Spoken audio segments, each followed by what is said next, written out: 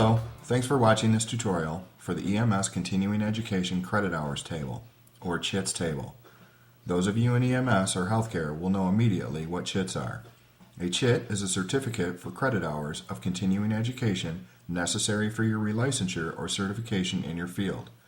Different levels of EMS and healthcare providers require different amounts of CHITS, and this may vary from state to state and locale to locale, but in Michigan, paramedics require 45 CHITS every 3 years to keep their medic license. So for example, if you take a 2-hour class in IVs, you'll get a certificate, or CHIT, for 2 credit hours. That CHIT would apply to the preparatory category in the IVs subcategory. That's where this table comes in. It keeps track of your CHITS, and it's built from the framework of the national curriculums, categories, and subcategories of available and required continuing education for paramedics. So let's start off by reviewing the categories available. This center main area of your table here consists of your 8 main categories as required by the national curriculum. You have your preparatory category, your airway ventilation, patient assessment, medical, trauma, special considerations, ops, and peds. By clicking on the magnifying glass, it'll show you a list of subcategories for each one of those categories. So your airway ventilation, here's your different airway classes. Your patient assessment, here's your different patient assessment classes, etc. You can't pick anything from these lists. They're strictly for reference. If you were to pick something by accident, click on allergies, anaphylaxis, you're going to see the little word show up here. All you have to do is just hit delete. That'll go away. It'll clear. It didn't go away. It didn't disappear from the list. It just went away from showing up here. So you can either hit delete or you can hit the little open space in your menu. So if you hit bleeding and shock, oops, I didn't mean to do that.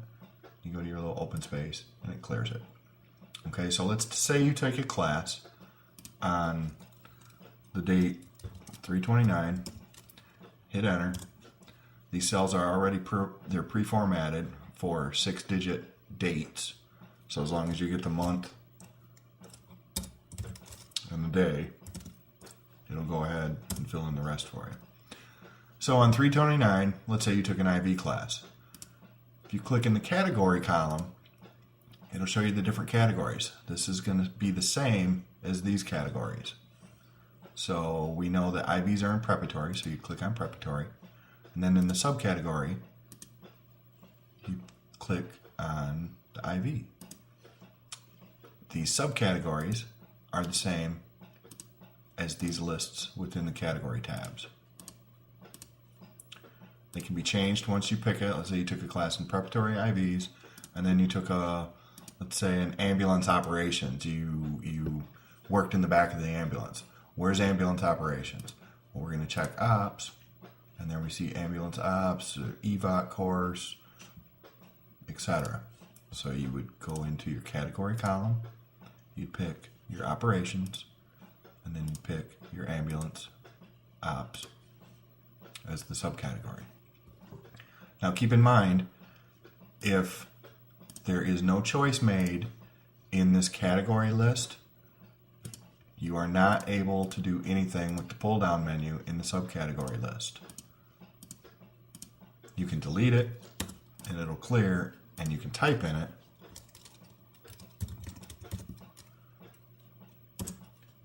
If you type in it, go ahead, pick the appropriate response from the warning dialog that will pop up. Select cancel to exit without change, select yes to enter the manual typing, or select no to go back. So we're going to click yes, and it's going to say class. Again though, the pull down menu doesn't work unless you have something picked in the main category.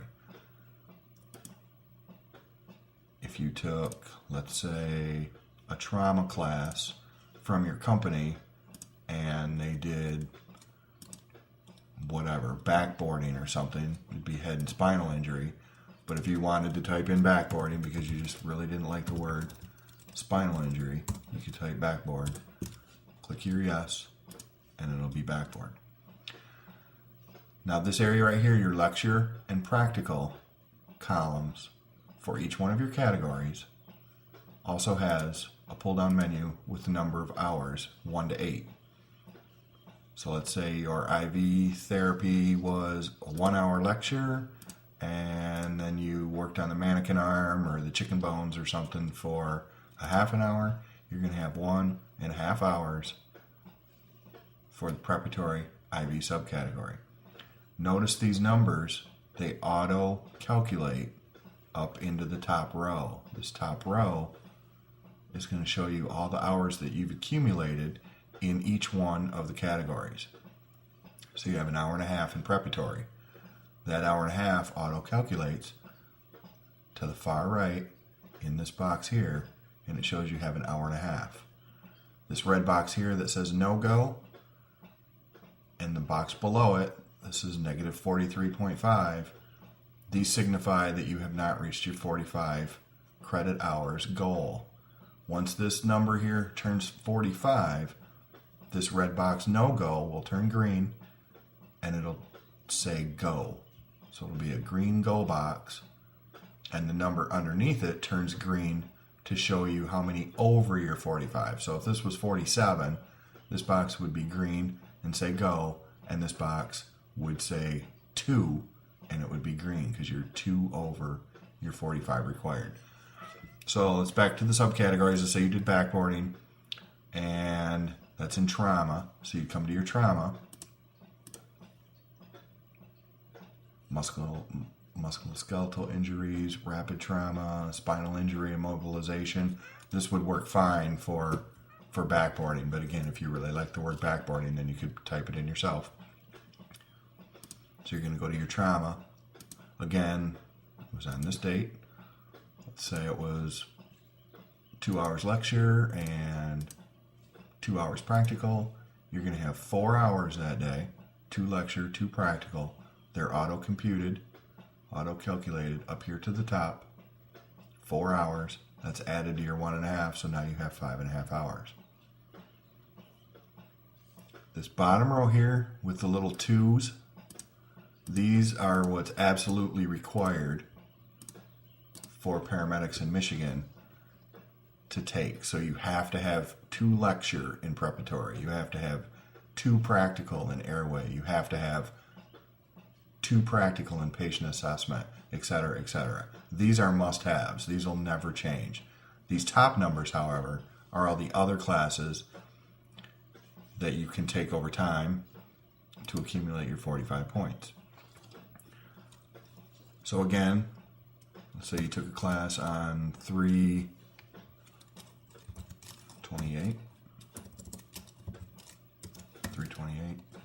12, and you took let's say it was a PALS class.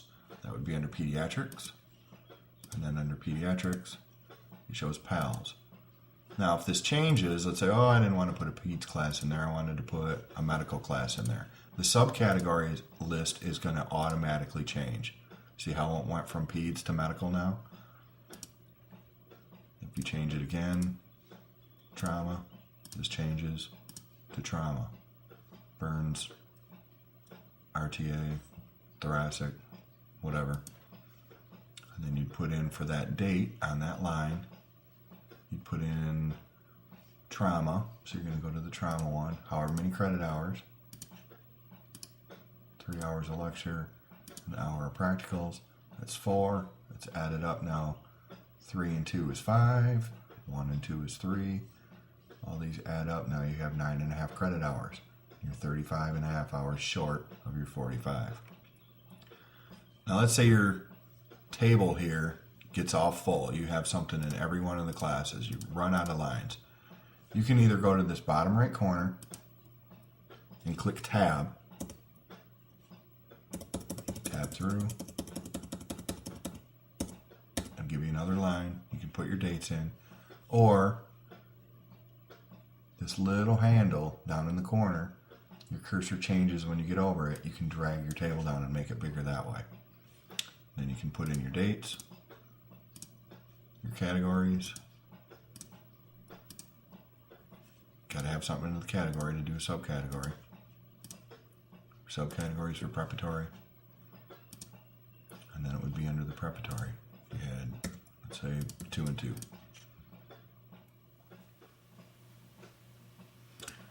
Okay, now let's say your table is full. You've finished all your classes. You've relicensed or recertified. And now you want to use the table over. You need to make it smaller. And you want all the lines to go away. You want all the cells to empty out. You can either simply just click and delete in each one, or you can use the pull down menu and go to the open space to clear the cells.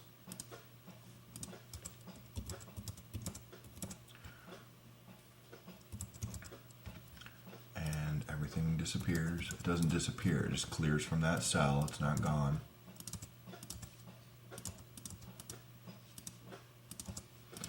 And now you want the table to be smaller. Let's say you've had tons and tons of classes and this worksheet is way long. You can make it smaller the same way you make it bigger. You grab it by the little handle, the bottom right corner, you grab it by the handle, click and drag, and you can make your table smaller. Now when you do that, it leaves a little bit of remnants behind. It leaves the little grid lines from the table behind. I don't want to get into an Excel tutorial, but if you just highlight those, click and drag to highlight, you go up to your format menu, and you go to your little box button, your grid lines button, and you click no border, those lines will disappear. And if the colored lines, the banded rows, are anywhere on the sheet, you can also just go up to your fill, your paint fill thing, and you just go to no fill, and that'll turn it white. So if you had a color there and you didn't want it, you just go up here to no fill, and it goes away. All of your categories and your subcategories are still there. Your hours are still available. And the reason these don't disappear when you shrink your table is because all of these lists live on sheet 2.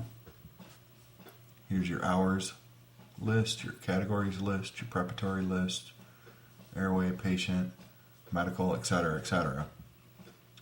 I'm not going to get too far into the weeds on how these lists work. Maybe we'll save that for a different tutorial. But you can still use your categories, your subcategories, and your times. And again, they add up. 3.5, 2.5, 6 goes over to 6. You have 39 hours left to make your 45. Now, one more small point I'd like to make is sheet protection. If you want to protect this worksheet so you can't delete any of these formulas up in here, do not delete the formulas in this upper area in your total hours calculations. If you click in a cell, you can see the formula in the formula bar. Do not delete these or it won't work anymore. My recommendation is to go up to the Review tab of your home ribbon, your Excel home ribbon. You go to Review, and there's a little button that says Sheet with a padlock on it. If you click it on, it gives you the opportunity to password protect and then set parameters for the users. They can select locked cells, they can select unlocked cells. You click OK, and now on the bottom of the sheet, on the tabs down here, you see a little padlock. Now this sheet is locked. You can still make your choices. Got to pick a category to pick a subcategory. You can still make your choices, and you can still pick your hours. What you can't do anymore, you can still see your reference lists in your info, but if you try to change anything, you get this read-only error dialog box. So you can't delete your numbers, you can't type in any numbers, so you can't mess up your formulas because it's all locked. Your preparatory things, you can still view them, but you can't make any choices because it's all locked.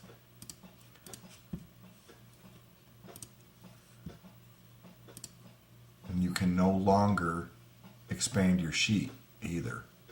The little handle in the bottom right corner here, that handle has disappeared. You can't tab from it.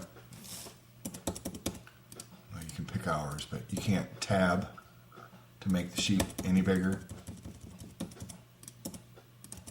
And the handle to pull the sheet down also disappears. what I would do is go up to Sheet, Review, Sheet, unlock it, grab your handle, make it bigger, and then go back to Sheet, Review, Sheet, Lock. And now you can use your sheet some more, but you can't make it bigger or smaller. So that's just a little safety tip for your sheet.